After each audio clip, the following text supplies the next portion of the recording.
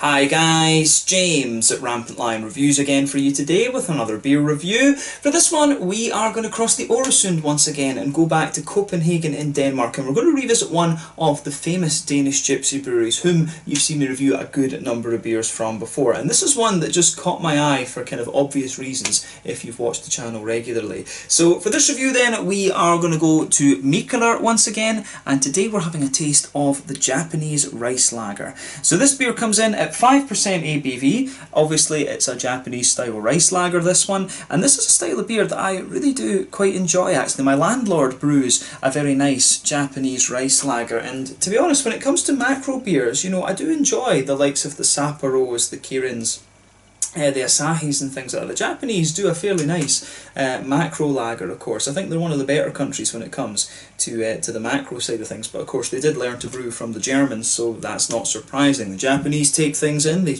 kind of play around with it a little bit, itokodori as they call it, and yeah, they throw out different things. So yeah, very curious to see how this particular beer turns out. I'm not sure if this is one of the ones that was brewed for the Ramen Tobiru restaurants in Copenhagen, the ramen restaurants they have. Really recommend that you visit those, by the way. Very authentic Japanese ramen actually, and it is pretty damn nice actually. They've got the kind of authentic machines and things like that, which is very cool, and they've got special beers in there that are brewed exclusively for the bars. There's two. There's one in Nørrebro, and I believe there's one not too far away from the original bar near the meatpacking district actually. It's somewhere around there. I've not been to the second one. The one that I've been to is in Nørrebro. But yeah, very curious to see how this one turns out. The can artwork on this one, as you can see, is absolutely beautiful. So this is definitely a can that I will be keeping a hold of for my display when I move apartments and stuff. So yeah, a Japanese rice lager coming in at 5% ABV. Very curious to see how this beer turns out. So as always with my reviews then, I'll tell you a little bit about the brewery before we taste the beer. If you want to get straight to the tasting, just fast forward. All the usual links are in the description below. That's the brewery website, the link to my other reviews that I've done from Mikkeller before. This must be review number 25 or 30 involving this brewery. There have been a good number of Mikkeller reviews over the years. No doubt there will be more in the future. There's all the usual social media down there as well. If you want to see more reviews, do please consider subscribing to the channel. The whole channel, of course, has a geography-based tagging system, so you can go into the homepage and search for beer based on country, city, state, county, province, prefecture, whatever it is you're interested in. Do check out the playlist of beers from different countries. There is one there for all the Danish beers that I've reviewed for you. That's being added to whenever I get the opportunity, but very regularly because I am so close to Denmark. And as always, please do get in touch and let me know some of the other beers and breweries that you guys would like to see me review. It's always great to hear from you guys that are watching the videos, and the support that you show the channel is hugely appreciated. So anyway, to tell you a little bit about Mikkeller then, on to my brewery notes. So Mikkeller, as I've told you already, are the famous Danish gypsy brewery, which was founded by Christian Keller and Mikkel Bjergso, although it is now run exclusively by Bjergso, who used to be a physics and maths teacher. I believe Christian Keller left in the early days because he wanted to do a core range of beers, whereas Mikkel wanted to you know, do the experimental approach that Mikkeller have become famous for. I think Christian went to work for Soundhouse magazine in Copenhagen, if I remember correctly. But again, in the early days, these guys were very influenced by the West Coast American craft beer movement, and they basically started out as the homebrewing experimentations of Christian and Mikkel and grew from there. These guys were basically born out of the same homebrewing group that gave birth to, I think, Evil Twin as well, Jeppe's brother. Mikkel's brother, sorry, Jeppe is the one who owns that, of course. But for a long time these guys didn't have their own brewery, but rather brewed at a variety of host breweries in America. They brewed at Lervig in Norway, Brewdog in Scotland, and of course a lot of their beer was brewed at the Profbrouwerij in Lokiste Hifte, just out to the east of Ghent in Belgium. Their home base for a long time was the Mikkeller bar on Victoriagade in Copenhagen, in central Copenhagen, and they also had a collaboration bar very early on with Toul, which was called Mikkeller and Friends, and the two guys there, Tobias Emil Jensen and Tore Gainter, they were actually students of Mikkel's when he was a science teacher, of course, which is pretty cool. But later on, in April of 2016, they took over AleSmith's former brewery in San Diego, and this was after they moved to a larger space. The following year, in 2017, they also announced they would establish a second brewery at Citi Field, which is home of the New York Mets in New York as well. They also now have a location in Copenhagen called Baghaven, or Bauhavn. as it's pronounced in Danish, I believe, and this is where they experiment with sour beers as well. So they've got 12 oak fodders down there, ranging from 3,000 to 7,000 litres. They've got about 50 different 225 litre Chardonnay barrels and various other things in there as well. The beers are brewed at the War Pigs Brew Pub, which is a collaboration brew pub that they have with Three Floyds from over in America. I really recommend that you visit that, by the way. And then the beers, of course, are transported up to Balhaun to be aged, and then, you know, have different fruits and stuff like that put into them. They've got a lab up there where they can isolate new strains of yeast from different things to create lots of different house strains and things as well. And they also have a tap room there as well, which has its own beers, and they've got various other beers from different sour breweries around the country as well. But these days they have bars all over the place. There's ones in Barcelona, there's Berlin, Warsaw, Bucharest, Stockholm, Reykjavik, Tórshavn in the Faroe Islands, Tokyo, Seoul, Taipei, Singapore. I think there's 2 bars in Tokyo actually, if I remember these days, and they've got various locations in Copenhagen, in San Diego, and a few in Bangkok as well. I think there's 3 bars in Bangkok these days. But yeah, a really interesting company, this one. You know, these guys were one of the ones who really kind of kicked it off in Denmark, along with the likes of Tool and Evil Twin, and of course you've got the resident breweries such as Amagerbrygghus, who were very instrumental in the early days, Midfinns, you know, all of these kind of guys. The Danish craft beer scene really is very, very strong, and I always love reviewing the Danish beers for you here on the channel. But yeah, Mikkeller are probably the most famous Danish brewery out there these days. So yeah, that's all I can really tell you about Mikkeller for the moment. If you want to learn more about these guys, you can check out the brewery website. You can follow them on Facebook and Instagram and things like that to keep up to date with all the latest goings on. I believe all the individual bars have their own Instagram and Facebook feeds to keep up, you know, to kind of keep you up to date with what's going on in the local area. So those are also worth checking out. And yeah, you can of course check out the RampantLionReviews places in Copenhagen as well. I'm not sure if they've got restaurants in other countries, of course, but yeah, RampantLionReviews. These guys are probably doing the most authentic Japanese ramen that you're going to find outside of Japan, at least that I've experienced so far, of course. And I've got good experience with that because my girlfriend is from Japan. So yeah, this one should be really interesting. But yeah, check out the brewery websites, follow them on Facebook and Instagram, and you can check out Rate Beer, Untappd and Beer Advocate to learn more about all the different beers that these guys have done. It must be well over 1,000 beers that these guys have released these days. But yeah, let's get on and have a taste of this one then. I'm really curious to see what this beer has in store for us. One thing I noticed about this, it was doing it earlier on when I took it out the fridge.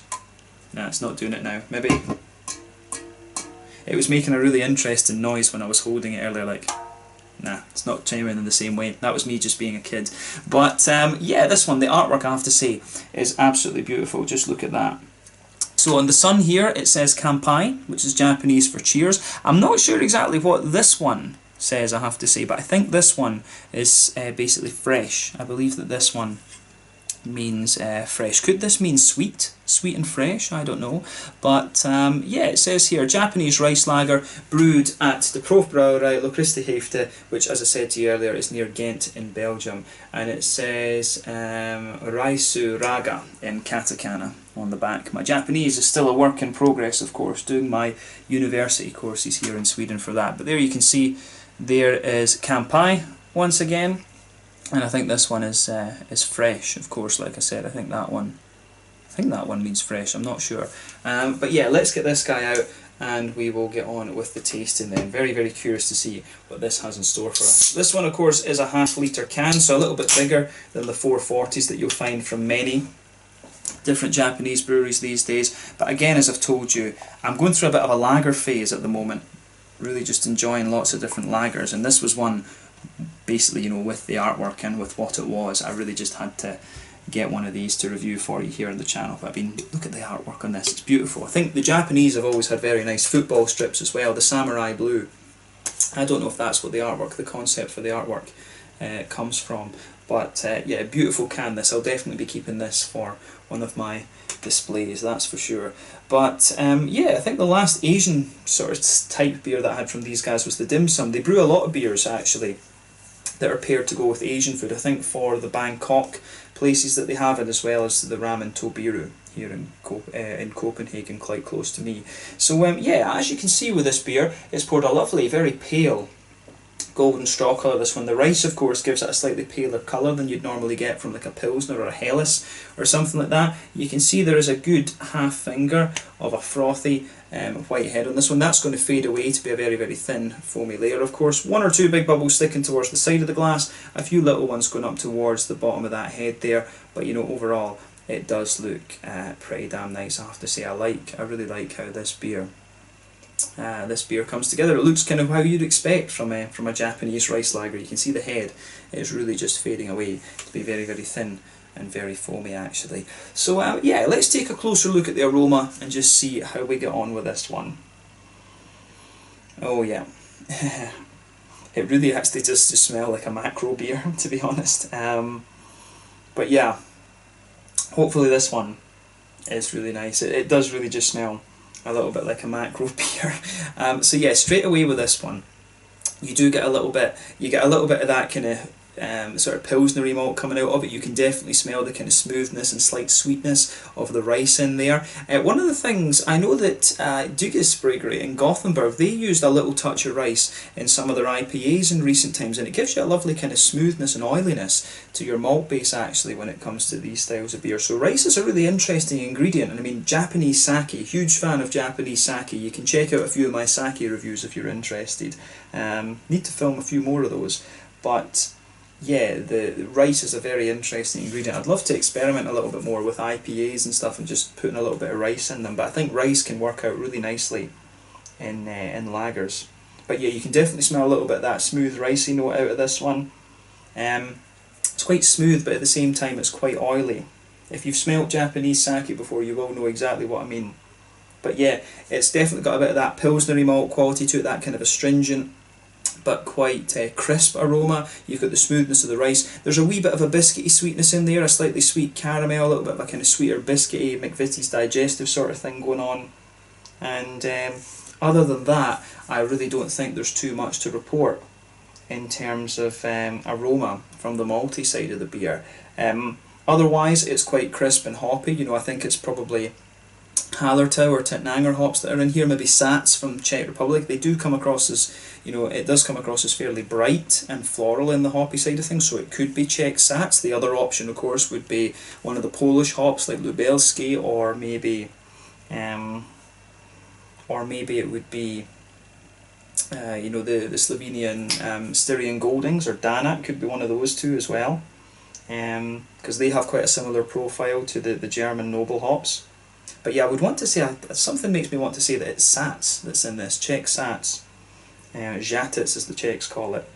But yeah, the floral notes in this are quite bright. It does have a good little bit of grassiness to it. There's a wee touch of earthiness in there as well. Those are all things that you expect of a noble hop profile. And then on the fruity side of things, yeah, there's a wee bit of a perry ester to it, maybe a little touch of gooseberry. And you've got a little bit of that typical kind of grassy, citrusy note coming out of it as well, which is very, very nice. So yeah, take a little bit of time, and just enjoy the aroma of that before you get stuck into it. But we're going to have a taste of this one now and just see how we get on. The aroma of this is pretty much what you expect, and you know, to be honest with you, when it comes to a Japanese rice lager, this isn't a beer that you expect to blow the head off you in terms of aroma. So yeah, this one, the Japanese rice lager, coming in 5% ABV from Mikkeller, based over in Copenhagen in Denmark, but of course this one brewed down in Belgium at the Prof Brewery in Lochristerhefte. Let's get stuck into this one. Slange, skål, kampai.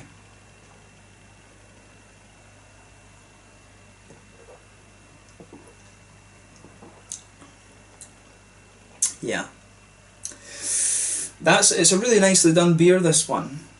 You know, I think it's more than fair to say this is not the most mind-blowing, crazy beer that you're going to find from Mikkeller.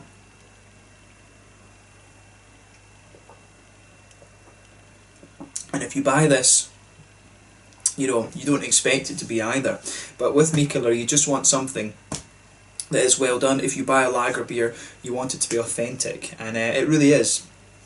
This one is really, really nicely done, so thumbs up to Mikkeller for this. I do like it that more breweries are starting to brew more lagers, because I've really felt for a long time that the lagers, you know, the Helles, the Svetlis in Czech Republic, the the amber lagers, the Vienna lagers, the Letzaks as the Czechs call them, the Dunkos, Chernies, the Schwarzbiers, Tmavis, the Doppelbocks and things like that, you know, the Dortmunder Helles as well as the other one. You know, these styles of beer have really been kind of neglected or forgotten about because everyone goes crazy for the IPAs. But lagers, you know, they're really, really interesting. I think if you can make, you know, you should be making some lagers. One of my favourite beers that I will always remember is a beer called Don Limon from Munich Brew Mafia, and it's a Citra brew. It's a pils with only Citra hops in it, and it's lovely. And you know, when you find beers like this that are really authentic and just beautifully done, I just really enjoy that. I do enjoy a good lager, but I really got into beer on the German beers rather than the English kind of traditional type beers actually, so maybe that explains my love of lagers.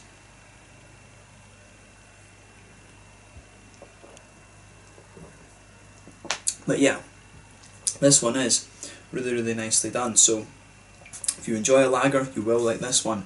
Let's try and break down the flavour of this beer then. So, with this one, what you are going to notice, it is pretty much like a kind of Pilsner beer, but it's the rice, of course, makes it a little bit more oily. It's really got more of an oily mouthfeel to it. So straight away with this beer, you can feel that nice crisp Pilsner malt base just blanketing the middle of your palate. You can feel that there. The further you go into the aftertaste, you can feel more of the kind of crisp notes coming out of this beer, which is really, really very nice. Towards the back of the palate, the back third of your tongue, the final third of your tongue, that's when you get some of the crisper, kind of grainy, more pilsnery malty notes coming out of the beer. It's got a little bit of a sweet caramelly note in the very centre of your tongue. As you move further out from that, it's got a wee bit of a McVitie's digestive oily biscuit kind of thing, but underneath that it's the rice. It's that big oily character that the rice has that really starts to dominate the flavour of this one actually, which is nice. I like how that goes together in this beer, really.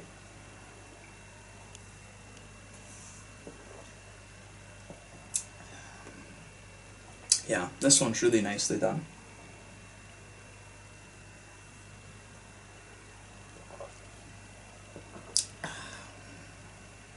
Yeah. As I say, for me, it's a very simple beer, this one. I mean, what I've described to you already, that's what you're going to get out of it. I mean, the further you go into the aftertaste with it, you will get a few more elements of the Pilsner malt coming out of this one, things like that. It does get a little bit drier further into the aftertaste, but the oiliness of the rice and the slight sweetness that comes out of it, it really just pushes its way out a little bit more, which is very, very nice. I mean, this is, as I say, this is not a beer that you buy to kind of blow your mind, if you like. It's something that you buy because either you like the style, like me, or you know, you want to try something a little bit different, and it really fits the bill. It's really solidly done, and you know, you wouldn't expect anything else from Mikkeller. I do hope that this beer becomes a regular at the RampantLionReviews places. I do need to go and film a little out and about video there at some point. I mean, there's quite a lot of places in Copenhagen that I should go and film out and about videos, so yeah, that's definitely something that I'll be keeping an eye on in the future that I will need to do. I need to maybe invest in a little microphone for outdoors and things like that. We'll need to see, but yeah, quite a few of the Mikkeller places I do need to film actually. So yeah, but this is a lovely, lovely beer. Let's look at the hoppy side of it now.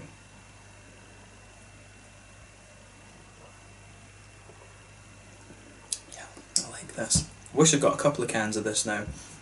But yeah, back corners of the palate, you get a little touch of earthiness out of the beer. This kind of smooth earthiness you get just spreads forward a little bit. As you reach the front corners of the palate, it gradually becomes a little bit more kind of floral, if you like, and then round the very front curve of the tongue, it's just a little bit lighter and more grassy in my mind. So I do like how that goes together. In terms of the kind of fruity side of the beer then, and I would say this beer, it really does, in the middle of your palate, actually you get more of the Pilsner malt pushing its way out later on. It does become a little bit drier in the middle of the palate, actually, the more and more that you drink of it. So that's quite an interesting feature about this beer, I have to say.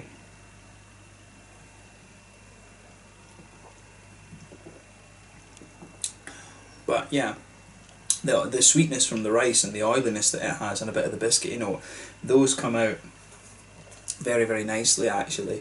Yeah, I like how this goes together. On the front third of the tongue then, that's where you get the lovely kind of fruity, juicy esters coming out of the beer. So you get that little oily bubble where they just roll out on the tongue. So yeah, if you go towards the back of that front third of the tongue, you get a slightly stronger, darker, citrusy note coming out of it. But then yeah, as you move further forward, the beer gradually gets a little bit more kind of peary. There's maybe a few sort of appley esters in there. Then as you reach the very kind of front tip of the tongue, it's got a little bit of an almost kind of gooseberry note, maybe a little touch of lime or something like that to it, which is very, very nice. I mean, it's got quite typical, it's got some of the flavours that are very similar to what you get in sake. There's maybe a teeny bit of apricot or something in there as well, actually. Yeah, when it's a rice lager, I do wonder if they have actually brought Japanese rice over to brew this one, because the Japanese rice is very high quality, of course. There's a few rice strains that are, there are a few kind of types of rice grain that are very, very well known in sake brewing, and it does taste, it does have a little bit of that, the way that the fruits come out in this one and the way the smoothness of the rice you get, it is actually kind of akin to quite a few of the sakes I've had, in fairness, just the kind of slightly gooseberry and peary notes that you get out of this beer on the fruity side of things. That's kind of an interesting point to make about this one too.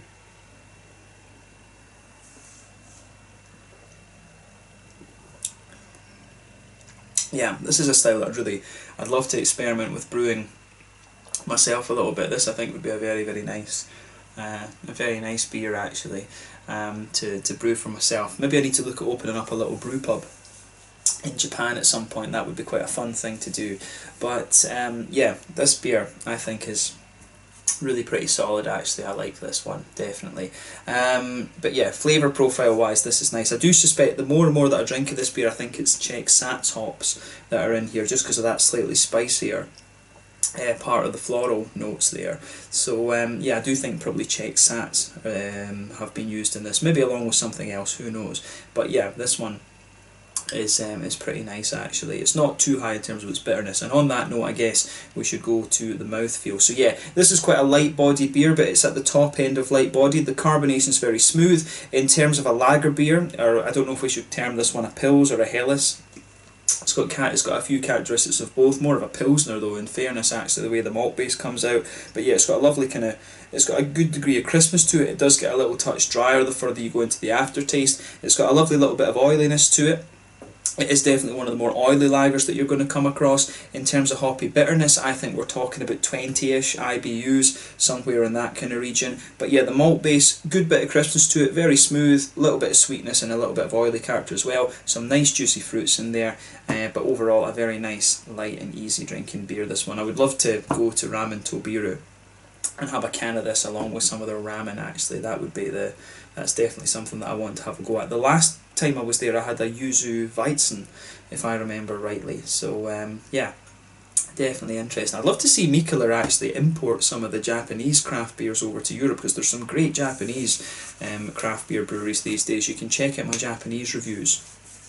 You can check out my Japanese reviews if you're interested in those. But yeah, let's leave it at that for this one. This one was simply called the Japanese Rice Lager, coming in at 5% ABV from Mikkeller in Copenhagen in Denmark, one of the famous Danish gypsy breweries. So yeah, let's leave it at that for this one. Lovely beer, this one. Not one of the kind of more crazy ones that Mikkeller do that's going to blow the head off you, but I think a very solidly and authentically done Japanese style rice lager. I hope that this beer is around for a while to come. Definitely going to keep a hold of my can for this one. But yeah, let's leave it at that. Thank you again for watching my beer reviews. Until the next time, please like, subscribe, share, all the usual YouTube stuff. Let me know your own thoughts on this beer in the comment section below. Let me know what your favourite beers are from Mikkeller as well. We will no doubt return to these guys very, very soon, but this has been an awesome one to review, and I hope you guys enjoyed it. So have a go at the Japanese rice lager. Check out RampantLionReviews. War Pigs is awesome as well. You know, just have a go at some of these different Mikkeller beers. Slanja, Skål, Kampai, and I'll catch you guys later. Cheers.